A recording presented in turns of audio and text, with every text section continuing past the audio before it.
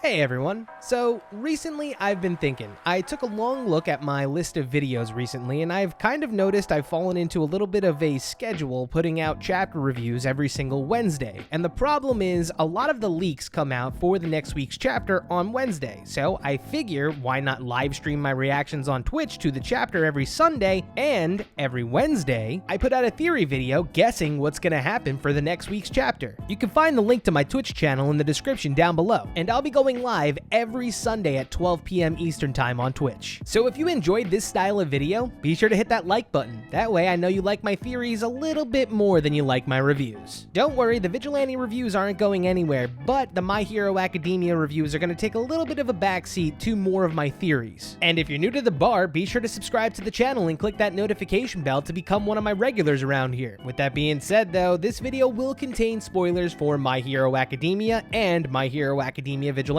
So if you're anime only, or if you haven't read the chapter, be sure to back out now. But now, I think it's time for us to head inside and grab ourselves a drink.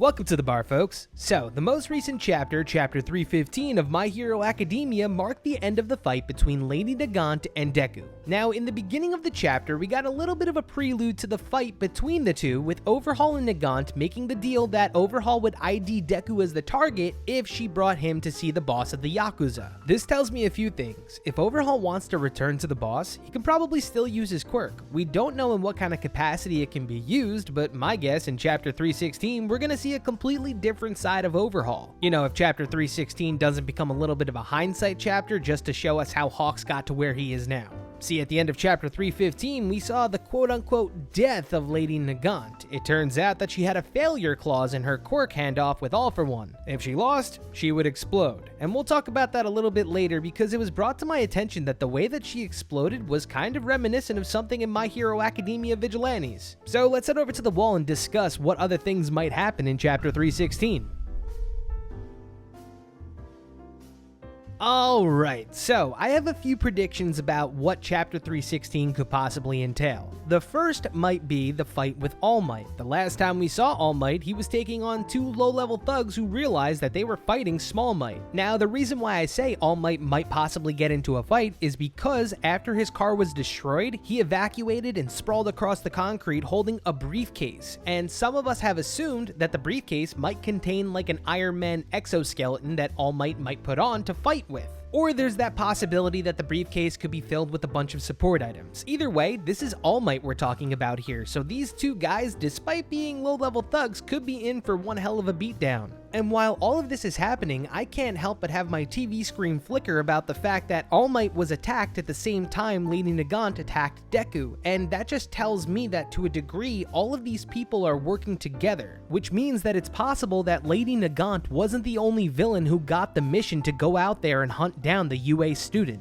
So if I had to guess anything, I would say that there's definitely more villains out there ready to pounce on Deku at any moment. They're just waiting for their opportunity. Also, at the end of Chapter 315, we see that Hawks is suddenly on scene as well. Now, Hawks showing up should tell every single one of us that when communications died between everybody, Hawks immediately went on the offensive, realizing that Lady Nagant was definitely in play. And Hawks certainly had to make do with what he had, because ever since that encounter with Dabi, Hawks doesn't have as many feathers as he used to, meaning his fierce wings can't cover a huge area anymore. So my working theory is that he took the remaining feathers that he had, put them into the air, and was able to determine Nagant's location because of her gunshots firing off. And if Chapter 316 does entail a flashback, I wouldn't expect the entire chapter to be one, but a percentage of it could possibly be how Hawks and company ended up on scene at the time. But what I really do want to talk about right now is the fate of Lady Nagant. During my live stream of the chapter read, I spoke about whether whether or not Lady Nagant was wasted as a character. Muscular was pretty much a one-dimensional villain, so seeing him chewed up and spit out was fine for every single one of us. He's a character of minimal substance, so we really didn't expect much. Lady Nagant, on the other hand, in the final throes of Deku meeting her, realized that she was never a villain, she was just a misguided hero who was brought back to the side of good in her last moments. Because while Deku was fighting her, he realized that there were several things off about her. She could have put him down and made him immobile at any point, but chose not to. And in a way, I have a feeling that Lady Nagant just knew that she was going to die from this encounter. The thing is, there is now one person that could possibly take somebody who's been given a mortal wound and heal them: Overhaul. We've yet to see if he can use his quirk with his nubs, but my guess is since he's very persistent on seeing the boss, it lets me know that it's certainly a possibility that he can still use his quirk. Because mental health wise, Overhaul's not doing that well. He's living with his mistakes every single day of his life, and between losing his arms and living in solitary confinement, those could have been the things that led to this type of change. So the thing is, what if we see Deku tell Overhaul to use his quirk on Lady Nagant? And I know some people would be like, Dan, if the explosion quirk factor still resides within Lady Nagant, that would mean Overhaul has to reconstruct her without the quirk factor within her body, or else All For One would just blow her up again. And to that point, I am in total agreement, because if that's the case, a character with huge promise has just been thrown in the garbage just to get Overhaul back into the storyline.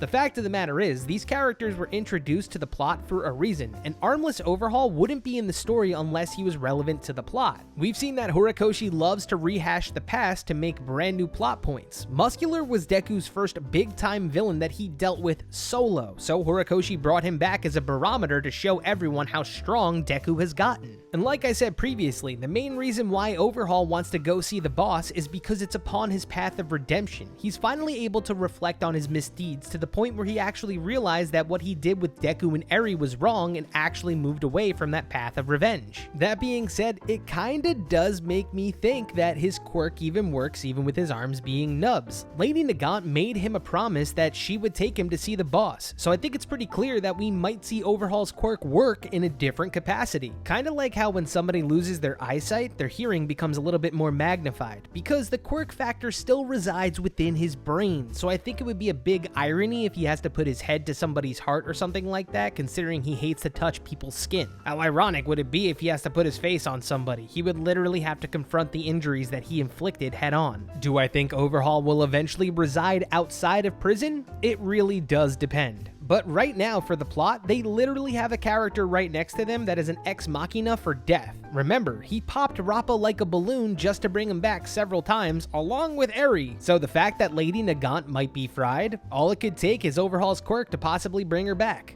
And the reason why I was actually drawn to the theory that Nagant might get overhauled is because of the bomb blast right here. The way that Lady Nagant self-destructed was very reminiscent of something in My Hero Academia Vigilantes, particularly the many bomber villains that currently exist in the most recent arc. When they exploded in the same type of way Lady Nagant did, with cracks in their face beginning to appear and then boom. Though while they suicide bombed and exploded into pieces, Lady Nagant didn't. This alone tells me one thing for each title. First, for My Hero Academia Vigilantes, the fact that she blew up this way and the bombers blow up the same way, All For One is definitely intertwined in the current plot of My Hero Academia Vigilantes and may make an appearance at the end of the story. Two, from My Hero Academia, this is probably not the last of Lady Nagant. The country of Japan is in complete chaos. Allies need to be made, so alliances between villain and hero will probably be made as well. Overhaul and Lady Nagant joining the side of the heroes to fulfill mutual interests is definitely something that we could see play out, because if Lady Nagant does die and Overhaul just gets tossed into prison, you have two characters that were elaborated upon just tossed away. It wouldn't make sense. When you have Overhaul complaining about being brought to the boss for almost a month and a half worth of chapters and a brand new character possibly being thrown aside, it's gonna make some of us as readers kind of wonder the direction where everything is going. Because now, for all intents and purposes, Lady Nagant is the connection to All For One that Deku certainly does need. Though if Overhaul does reconstruct deconstruct Lady Nagant, there's a sincere possibility that she might be sticking around for a little bit longer, maybe teaming up with Hawks in the future. Because this explosion here, if you would have told me that someone appeared in one piece after this type of explosion, I would have called you wild. With this explosion here, I was expecting to see chunks of Lady Nagant after, with Deku horribly scarred by seeing someone that he tried to save in pieces in front of him. I mean, how emotionally scarring and messed up would it possibly be if Deku was just standing there holding a dismembered arm? What we ended up getting though was this, Hawks to the rescue. And I don't mean to harp on this too much, but I feel like seeing her face begin to crack and explode warranted some more severe damage, but she made it out of this explosion in more or less one piece, which is kind of confusing for me. They did blur out her face at the end, which makes me think that if she's dead, it's because All For One literally blew her face off, and that's just because in this panel right here, the only thing that is not visible is her face. But I'm still kind of pissed that this type of explosion resulted in this much damage. I guess I was just expecting a Magni level death here, but what we got was literally nothing like that whatsoever. Though I do gotta say, seeing All For One cackle and blow her up was amazing. This guy is really becoming one of the greatest villains in literature. I wouldn't say that he's top 50 villains of all time yet, but more and more as this story goes on, All For One likes to up his evil, and I'm all here for it. Because what he did in this chapter, man, was absolutely diabolical. I loved it. All in all though, I do feel like the direction of My Hero Academia is full steam ahead right now in its current iteration. So there is a sincere possibility that they don't even elaborate on how Hawks even got there. So I think if chapter 316 does do a flashback, it'll only be brief and then quickly move back to the present. And I know that there's a bunch of us that are still curious as to what's happening back at UA.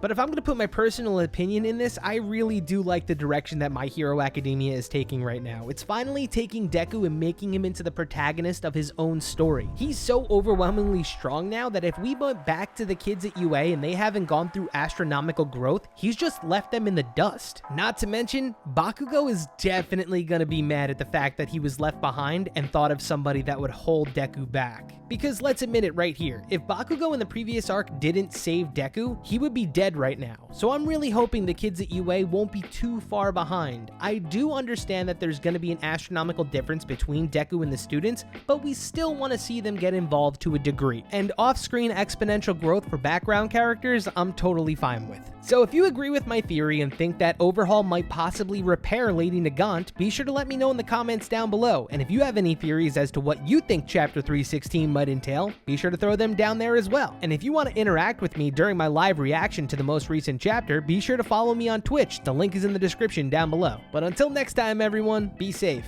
Cheers.